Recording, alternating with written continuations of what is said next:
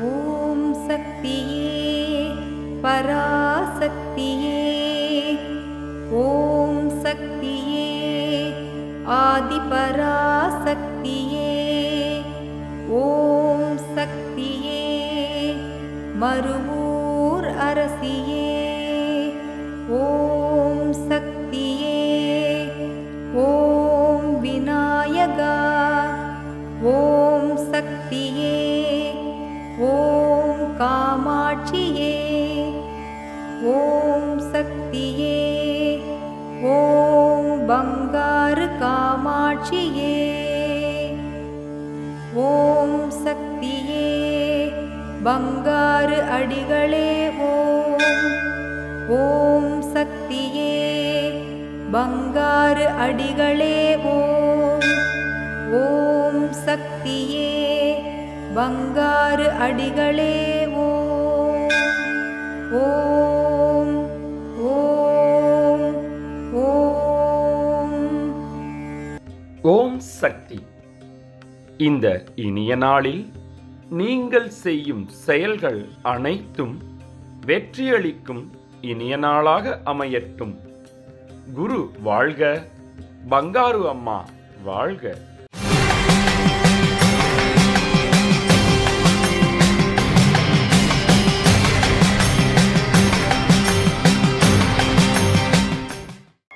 ஓம் சக்தி ஓம்.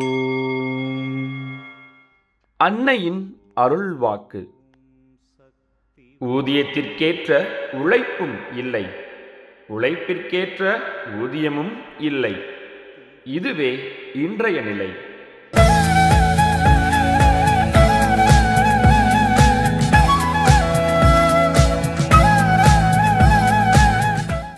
மேல்மருவத்தூர் சுயம்பு அருள்மிகு ஆதி பராசக்தி சித்தர் பீடத்தில் கருவறை பணியை இன்று மத்திய சென்னை மாவட்டம் கோயம்பேடு ஆதி பராசக்தி வழிபாட்டு மன்றத்தினர் பொறுப்பேற்று செய்கின்றனர்.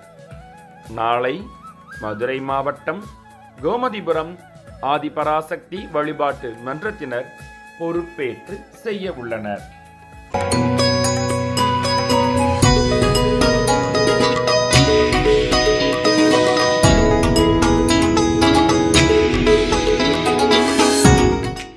திருப்பூர் சக்தி பீடத்துக்கு வந்து அந்த அம்மாவை திட்டுற, என்னம்மா நான் உங்கள்கிட்ட சொன்னது அவருக்கு எப்படிமா தெரியும் அப்படின்னு சொல்லி நான் கேட்குறேன். அப்போ தான் அம்மா உணர்த்துது, டே முட்டாள் பயல, அது நான் தாண்டா அந்த உருவம் அப்படிங்கிற மாதிரி என்னை வந்து அம்மா உணர்த்துனாங்க.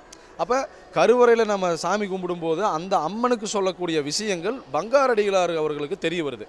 அவர் வந்து கனவுல வந்து விவாதிக்கிறார். அதாவது சாதாரணமாக சொல்ல வரல, கனவுல விவாதிக்கிறவங்க, கனவுல வரக்கூடியவங்க யார்? அது மட்டும் இல்லாமல் அதன் பிறகு என்னுடைய நடைமுறை வந்து தொடர ஆரம்பிச்சுது. அம்மாவை ஃபாலோ பண்ணுறதே எனக்கு காலகட்டமாக, வாழ்க்கையாக, என்னுடைய செயலே அதை நோக்கியே என்னுடைய மொத்த செயல்பாடுகளை விட்டு அம்மாவை ஃபாலோ பண்ணுறதே எனக்கு செயல்பாடாக இருந்துச்சு. அப்போ பார்க்கும்போது தான் புரிஞ்சுது, ஒவ்வொரு செயலும் அம்மா ஒன்றும் இல்லை, மழை வரும்னா மழை வரும், அதை நான் பார்த்துருக்குறேன். மழை நிற்கும்னா நிற்கும், அதை பார்த்துருக்கேன். எக்ஸாம்பிள் ஒரு உதாரணத்துக்கு சொல்லப்போனால், ஆடிப்பூரம் ஒரு 7 வருஷத்துக்கு முன்னாடி ஒரு ஆடிப்பூரம் நிகழ்ச்சியில் என்னை நான் இப்படி சொல்கிறதெல்லாம் சில பேர் நம்பாமல் என்னை கலாய்ப்பாங்க. அப்போ அதையெல்லாம் மனசில் வச்சுட்டு ஒரு நாள் ஆடிப்பூரம் நிகழ்ச்சி ஒரு 7-8 வருஷத்துக்கு முன்னாடி நல்ல மத்தியானத்தில் மழை சும்மா கல் மாதிரி சட்ட அடிக்குது. அப்போ அந்த மலையில் நான் எங்கே நிற்கிறேன், அந்த ஆர்ச்சு முன்னாடி, நுழைவாயில் ஆர்ச்சு முன்னாடி ஒன்றி நிற்கிறேன். அப்போ என் கூட வந்த ஒருத்தன் கிண்டல் பண்ணுறான், நீ தான் அம்மாவை நேரடியாக பார்க்குறேன்னு சொல்கிறைய, நீ முடிஞ்ச அந்த மலையை நிறுத்துன்னு கிண்டல் பண்ணுறான்.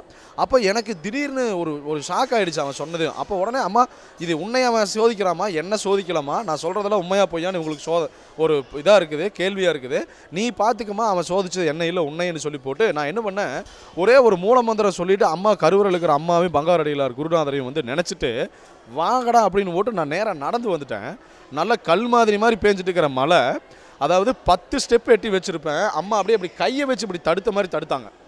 அப்படியே மழை நின்றுச்சு.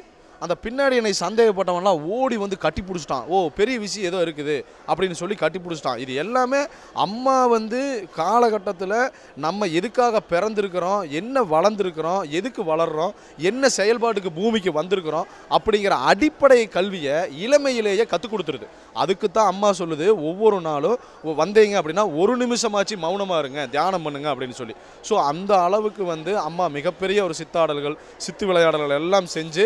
இதோ கடைசியாக ஒரு விஷயம் நான் சொல்கிறேன்.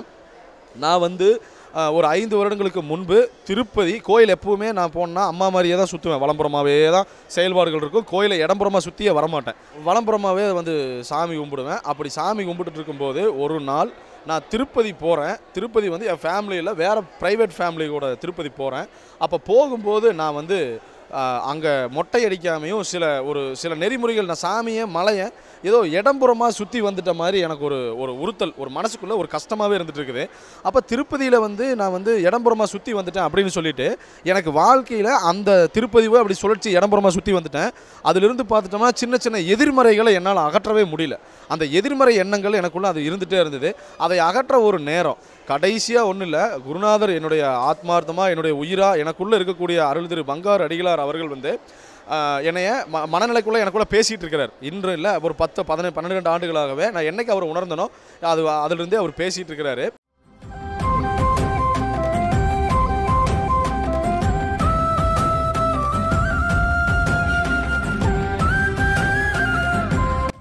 ஓம் சக்தி. குரு வாழ்க, பங்காரம்மா வாழ்க. இயற்கையை பார்த்து கற்றுக்கொள். இயற்கையின் குணங்களை அறிந்து கொண்டு மனிதன் அதனுடன் ஒத்து வாழ்ந்தால்தான் நன்மை பெறலாம் என்பது குரு உபதேசமாகும். கன்னியாகுமரி மாவட்டம் கிருஷ்ணன் கோவில் மேல் மருவத்தூர் ஆதிபராசக்தி சித்தர் சக்தி பீடத்தில் சிறப்பு அலங்காரம் செய்து கருவறை அன்னைக்கு பலவகையான காய் கனிகளை படைத்து சக்தி பீடத்தின் தலைவர் சக்தி திரு சின்னத்தம்பி அவர்களின் தலைமையில் தமிழ் புத்தாண்டு விழா மிக சிறப்பாக கொண்டாடப்பட்டது. செவ்வாடை சக்திகள் மனிதநேயம் வளரவும் இயற்கை சீற்றம் தணியவும் வேண்டி கூட்டு தியானம் செய்து அன்னையிடம் பிரார்த்தனை செய்தனர். தமிழ் புத்தாண்டு விழாவில் கலந்து கொண்ட அனைவருக்கும் கை நீட்டம் வழங்கப்பட்டது. செவ்வாடை தொண்டர்கள் 25 மகளிர் சக்திகளுக்கு ஆடை தானம் மற்றும் தொழில் தொடங்க கருவிகள் வழங்கி அறப்பணி செய்தனர். ஓம் சக்தி. ஓம் சக்தி. மேல்மருவத்தூர் ஆதிபராசக்தி சித்தர் பீடத்தின் அதிகாரப்பூர்வமான மேல்மருவத்தூர் சித்தர் பீடம் யூடியூப் சேனலை சப்ஸ்கிரைப் செய்து எங்களுடன் இணைந்திருங்கள். மேலும் மற்றவர்களும் பயன்பெற இந்த லிங்கை ஷேர் செய்யுங்கள். ஓம் சக்தி.